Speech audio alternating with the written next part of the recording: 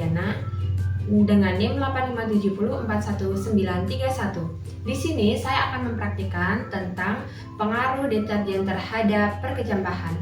Langkah pertama yang akan kita lakukan yaitu menyiapkan botol minum yang berisi air, kira-kira berisi 0 sampai 1000 liter.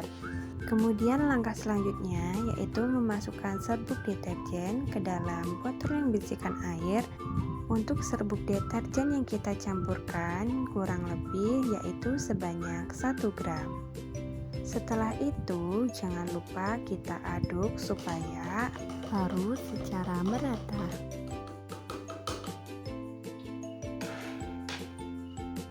Setelah semua tercampur, kita akan menuangkan cairan ke dalam cup pertama yang bertuliskan 100%, kira-kira sampai 500 liter. Kemudian kita akan mencampurkan 500 liter air murni lagi ke dalam larutan campuran yang sekarang berisikan 500 liter. Kita campur sampai 1000 liter. Kemudian kita tuangkan di cup kedua yang bertuliskan 50% sebanyak 500 liter. Kemudian kita akan mencampurkan lagi 500 liter air murni ke dalam larutan campuran yang sekarang berisikan 500 liter. Kita campur sampai 1000 liter. Kemudian kita tuangkan ke cup ketiga yang bertuliskan 25% sebanyak 500 liter. Kemudian kita akan melakukan hal yang sama secara berulang sampai dengan di cup yang keenam yang bertuliskan 3,10 sebanyak 500 liter. Untuk tahap terakhir atau cup yang ketujuh yang bertuliskan kata kontrol, kita beri campuran air yang murni karena di cup yang ketujuh adalah kelompok yang tidak ada larutan pencemaran lingkungannya. Kemudian kita akan memasuki tahap berikutnya, yaitu tahap memasukkan kapas ke dalam cup yang bertuliskan 100%.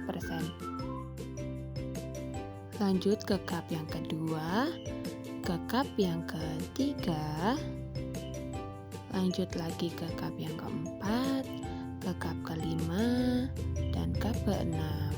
Kemudian yang terakhir yaitu cup yang ketujuh. Tahap selanjutnya yaitu adalah menuangkan campuran ke dalam gelas yang berisikan 100% sebanyak 2 sendok teh. Hal ini kita lakukan dari cup pertama, cup kedua, cup ketiga, cup keempat, cup kelima, cup keenam, sampai dengan yang terakhir yaitu cup yang ketujuh menggunakan sendok yang berbeda ya.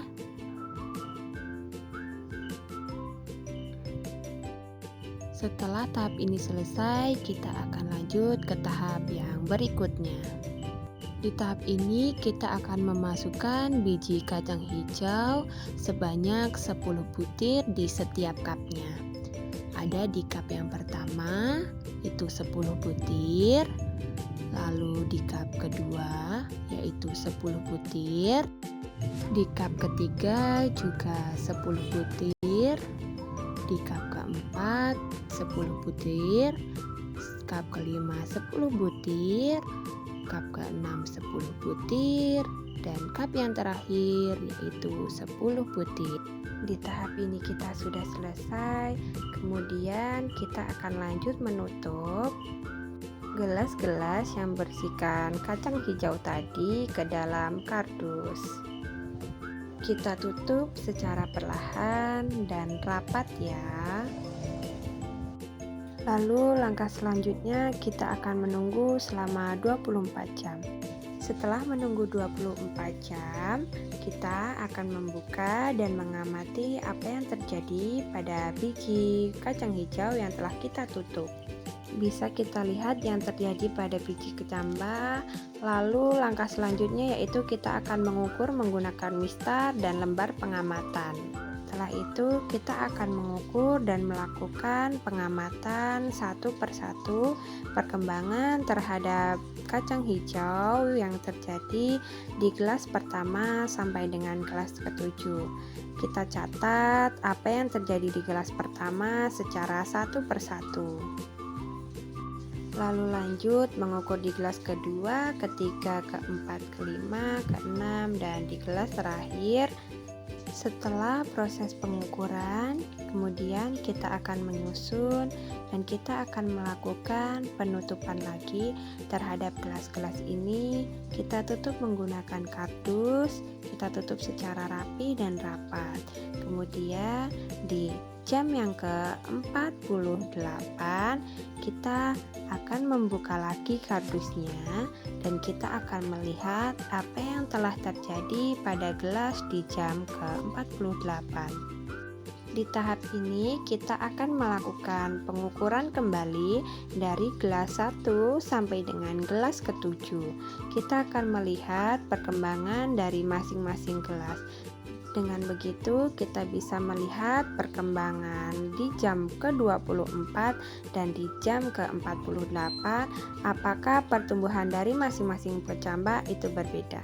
Di langkah ini kita akan kembali mengukur menggunakan mistar dan lembar pengamatan. Di sini kita akan kembali mengukur dari gelas pertama, kedua, ketiga, keempat, kelima, keenam, sampai dengan gelas terakhir. Terima kasih, itu tadi sedikit cuplikan dari praktikum pencemaran lingkungan terhadap perkecambahan. Saya akhiri, wassalamualaikum warahmatullahi wabarakatuh.